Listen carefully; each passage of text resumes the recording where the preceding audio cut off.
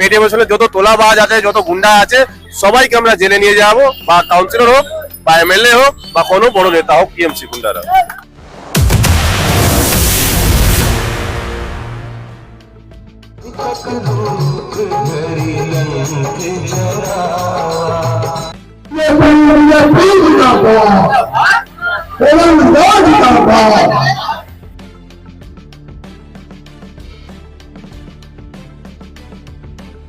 নির্বাচনী আবহে মিঠাপুরের তৃণমূল কাউন্সিলরের অডিও ফাঁসের ঘটনাকে কেন্দ্র করে চড়ল রাজনীতির পারদ। অভিযোগ, চুক্তিভিত্তিক কর্মীদের কাছ থেকে কাজ পাইয়ে দেওয়ার নামে লক্ষ লক্ষ টাকার কাটমানি চেয়েছেন ওই কাউন্সিলর। যদিও তৃণমূলের দাবি এই অডিও সম্পূর্ণ ভুয়ো এবং এআই জেনারেটেড। এই ঘটনা নিয়ে এবার তৃণমূলকে তীব্র আক্রমণ শানালেন মিঠাপুরের বিজেপি প্রার্থী বীর বাহাদুর সিং। ইতিমধ্যেই এই জল গড়িয়েছে থানা থেকে হাইকোর্ট পর্যন্ত। মিঠাপুরকে তোলাবাজ ও গুন্ডামুক্ত করে শিক্ষা, কর্মসংস্থানের উন্নয়নের টাকা ঘোরানোর অঙ্গীকার করেছে BJP. Bureau report 24/7 news Bengal.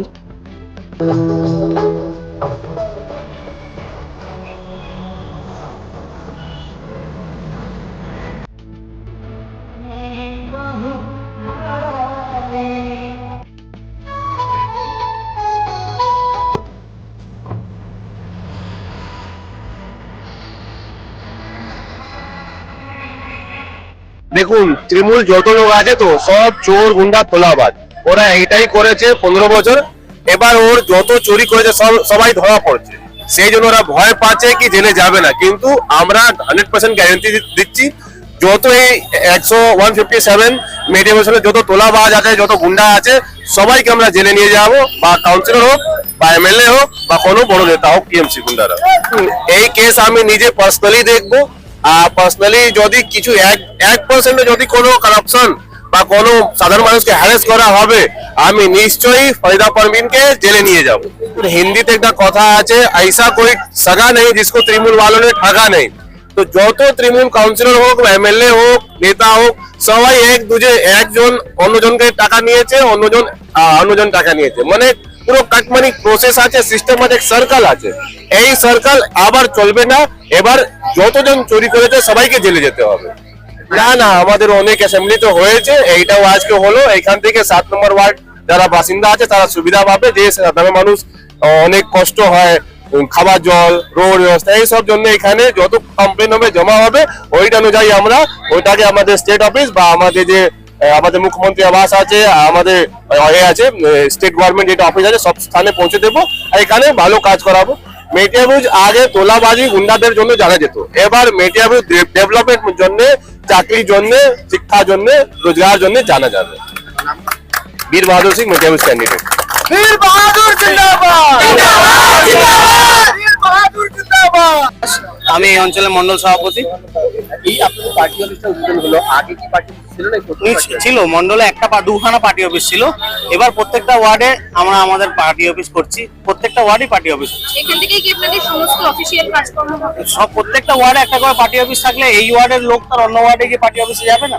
এই এখন আগামী দিনে আয়ুষ্মান ভারত থেকে শুরু করে যা যা যোজনা আছে সেইগুলোর খোঁজ খবর নিতে এই সাধারণ মানুষদেরকে বাড়ি বাড়ি ছুটতে হচ্ছে। কারোর বাড়িতে গেলে সকালবেলা বসতে দেওয়ার জায়গা, নানান রকম ঝামেলা। তো এর জন্য পার্টি অফিসটা আমাদের কাছে খুব দ্রুততার সাথে আমরা তৈরি করেছি। আমাদের এই 7 নম্বর ওয়ার্ডের সকল কার্যকর্তা, আমাদের পুরনো কর্মী সবাই মিলে। একটা অভিযোগ বারবার আসে যে এখানে যে টিএমসি রাস্তা, আশেপাশে যে জায়গাগুলি, সেগুলো দখল করে বিভিন্ন ব্যক্তি তারা ব্যবসা করছে। কখনো পার্টি ছাড়তে চায়, কখনো নিজের পয়সা ছাড়তে চায়। দেখুন, আমরা এখনই এই অভিযানে বেরোচ্ছি। এখান থেকে এটা করে এখানে আমাদের কানেও খবর এসছে, ফলালা থেকে শুরু করে মোমোয়ালা, তারপর আপনার চাওয়ালা, সবাইকেই নাকি এরকম তোলাবাজি দিতে হতো। তো আমরা এই অভিযানটা এখন শুরু করবো, কাউকে যাতে কোনো কিছু না দিতে হয়। আর রাস্তা জ্যাম যদি না হয়, এরকম কোনো দোকানদার থাকলে তার উপর আমরা থানাকে বলে একটা ব্যবস্থা। কিছুদিন আগে এখানে মন্দিরে একটি তুলসী গাছ পোতাকে কেন্দ্র করে একটা রাইটের মতো গন্ডগোল হয়েছিল, তাতে কয়েকজনের নামে যে এফআইআর হয়েছিল, তারা বাস্তবে কি দায়ী ছিল? কি মনে হয়? দেখুন, এখানে 141 নম্বর কংগ্রেসের কিছু ছেলেদেরকে, বিজেপির ছেলেদেরকে টার্গেট করা হয়েছিল, যারা সত্যিকারের ওই দিনকে 8 নম্বর ওয়ার্ডের ছেলেরা বা এই পেছন দিকটা বস্তির ছেলেরা, তারা কিন্তু কেউ এখনো পর্যন্ত জেল খাটেনি বা তাদের নামে কোনো এফআইআরও হয়নি। তারা এখনো পর্যন্ত নিরাপদ আছে। আমরা পূর্বেও বলেছি যে এটা নিয়ে আমরা ব্যবস্থা নেব। এখন আমরা আমাদের এই সাংগঠনিক দিকটা আমরা একটু সামলিয়ে নিই, আগামী দিনে আমরা নিশ্চয়ই এইগুলোকে আগে তুলবো। 7 নম্বর ওয়ার্ডে এটা প্রথম পার্টি অফিস। আমরা আগে একটা ছোট পার্টি অফিস করেছিলাম, কিন্তু সেটা 2021-এর পরে বন্ধ করতে হয়েছিল। যে আতঙ্ক হয়েছিল এখানে, তারপরে আমাদেরকে পার্টি অফিসটা বন্ধ করতে হয়েছিল। পার্টি অফিস পাওয়া এখানে খুব দুষ্কর, 2021-এর পরে আরো দুষ্কর হয়ে গেছিল। এবার আমরা জেতার পরে একটা পার্টি অফিস এখানে করতে পেরেছি। আচ্ছা, এই পার্টি অফিস থেকে সমস্ত অফিসিয়াল কাজ হবে, সেটা তো আমরা শুনলামই যে সমস্ত রকম কাজ হবে, সে বিষয়ে কি বলবেন? আর মেটিয়াবুরুজে কি কি কাজ এখনো বাকি আছে যেটা আপনারা করবেন আপনাদের হাত থেকে? 7 নম্বর ওয়ার্ডের প্রত্যেকটা পাবলিক এখানে জনতা আমাদের এখানে আসবে, এখান থেকে আমাদের কাজ হবে। আর মেটিয়াবুরুজে অনেক সমস্যা আছে, সোয়েরেজের সমস্যা আছে, রাস্তা রোড ওয়াইডনিং এর সমস্যা আছে, চারিদিকে আমাদের জঞ্জাট হচ্ছে কেন কি রোড চারিদিকে এনক্রোচমেন্ট করে রাখা হচ্ছে, সেগুলোকে সমস্যা আছে, সেগুলো দেখতে হবে। সবে এখন সরকার এসছে, মিনিস্টাররা সব আসলে এখানে একটা আকলা ব্রিক ফিল্ড আছে, one of the biggest industry ছিল। আমরা ওটারও চিন্তা ভাবনা শুরু করেছি অলরেডি, আমাদের কথাবার্তা হয়েছে। এখন হাউজিং মিনিস্ট্রি আসলে আমরা মিনিস্টার আসার পর আমরা ওনাদের সাথে দেখা করে, এটা একটা বড় রোজগারের সেন্টার ছিল আমাদের ব্রিক ফিল্ড, আকলা ব্রিক ফিল্ড। বাংলা এখানে ইন্ডিয়াতে ফেমাস আছে ব্রিক ফিল্ড, সেই জন্য আমরা ওটাকে আবার চালু করার জন্য চেষ্টা করছি। সেই কথাবার্তা আমাদের হয়েছে। আপনার নাম? আমার নাম রাজীব মহিম, আমি 7 নম্বর বাড়ি না বিজেপি কার্যকর। আজকে পার্টি অফিস প্রথম হলো।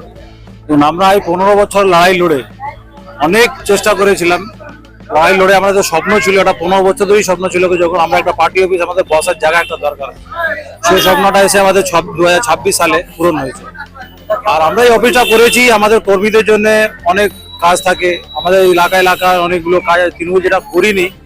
এখন দেখুন 2026-এ পরিবর্তন, শুধু মুখ্যমন্ত্রীর পরিবর্তন হয়েছে, কিন্তু এখানে কাউন্সিলর এমপিরা কাজ করা বন্ধ করে দিয়েছে।